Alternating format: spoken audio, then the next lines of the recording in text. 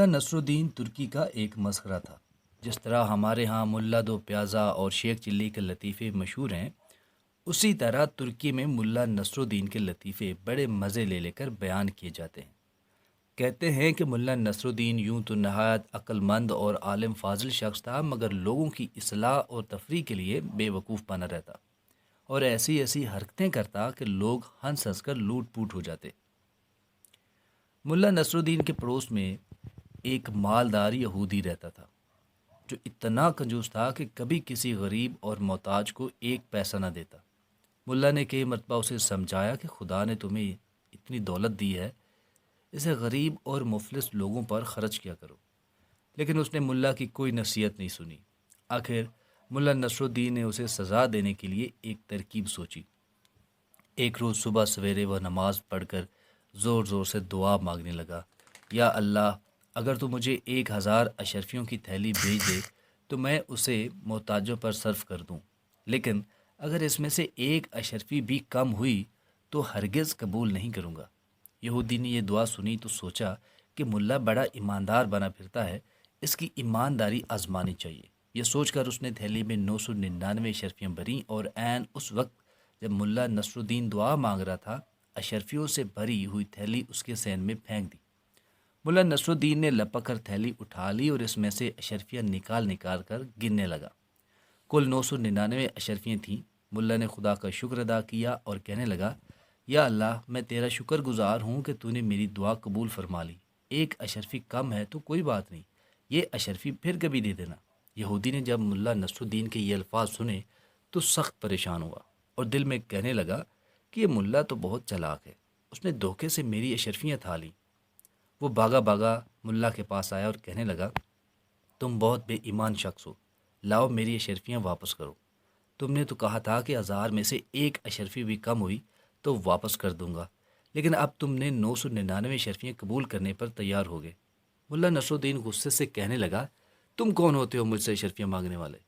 یہ تو میرے خدا نے مجھے بھیجی ہیں، جاؤ اپنا کام کرو۔ یہودی سیدھا قاضی کی عدالت میں گیا اور ملا کے خلاف مقدمہ درج کرا دیا۔ قاضی صاحب نے یہودی کو حکم دیا کہ ملا نصرالدین کو بلا لاؤ، ہم ابھی فیصلہ کر دیں۔ یہودی نے ملا نصرالدین کے پاس آ کر کہا، چلو تمہیں قاضی صاحب بلاتے ہیں۔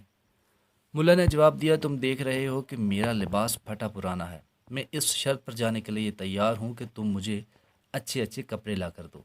یہودی نے یہ شرط بھی منظور کر لی اور صاف ستھرے کپڑے ملا کو لا کر دے دیے۔ ملا نصرالدین یہ بیش قیمت لباس پہن چکا تو کہنے لگا، میاں یہودی، کیا اتنا قیمتی لباس پہن کر پیدل ہی قاضی کی عدالت میں جاؤں؟ لوگ دیکھیں گے تو دل میں کیا کہیں گے؟ جاؤ اپنا گھوڑا لے کر آؤ، اس پر سوار ہو کر جاؤں گا، مرتا کیا نہ کرتا۔